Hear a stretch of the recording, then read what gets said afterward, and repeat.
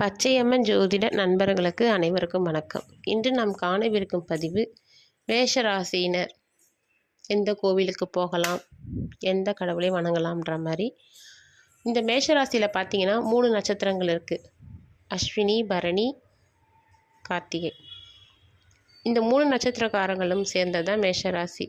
அஸ்வினிக்காரர்கள் பார்த்தீங்கன்னா விநாயகர் பெருமானை வணங்கினால் மிக சிறப்பாக இருக்கும். அதுவும் மலைமேல் உள்ள உச்சி பிள்ளையார் கோவில் சிறப்பு வாய்ந்தது. அந்த மாதிரி கோவிலுக்கு போகலாம். பிள்ளையார்பட்டியும் சென்று வழிபட்டு வரலாம். அடுத்தது பரணி நட்சத்திரக்காரர்கள் பார்த்தீங்கன்னா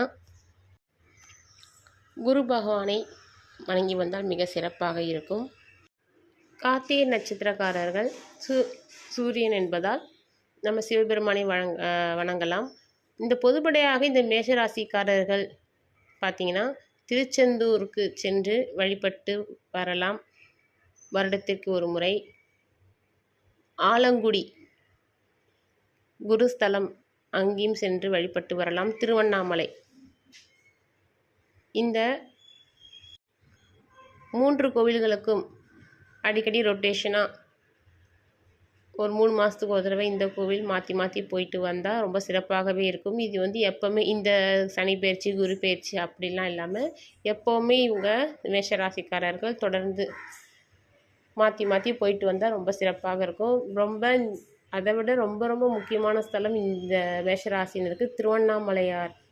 அந்த கோவிலுக்கு சென்று அவசரமாக சுற்றிட்டு வராமல் பொறுமையாக கிரிவலம் சுற்றிட்டு அப்புறம் சிவபெருமானை தரிசனம் செய்யணும். நம்ம சுற்றிட்டு வந்துட்டோம், கால் வலிக்குதுன்னு அப்படின்லாம் வராமல் நம்ம பொறுமையாக இருந்து எவ்வளோ நேரம் அந்த திருவண்ணாமலையில் நீங்கள் மண்ணில் உங்களுடைய கால் தங்குதோ அந்த அளவுக்கு உங்களுக்கு உங்களுடைய வாழ்க்கை சிறப்பாக இருக்கும். அந்த கிரிவலம் சுற்றிட்டு வரும்போது சுற்றி இருக்கிற அந்த சிவலிங்கங்களை நாம் கண்டிப்பாக தரிசனம் செய்து வர வேண்டும்.